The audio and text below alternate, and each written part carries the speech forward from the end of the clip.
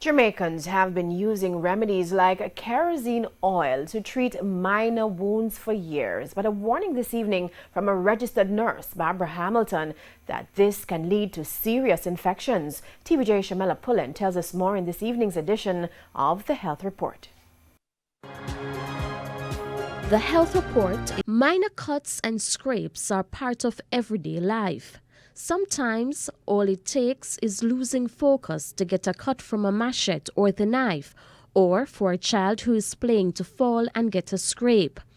But while some of these wounds can be treated at home, registered nurse Barbara Hamilton says there are persons who are using home remedies that are not recommended.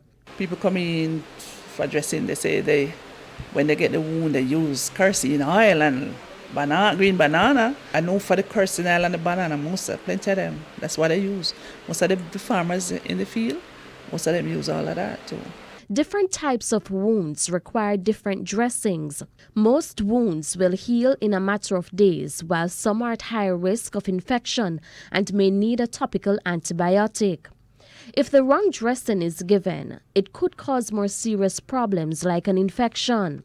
Well, remember, if you are not using a sterile field, you are not dressing with sterile things, it can cause bacteria to take the wound, and there we have the breakdown.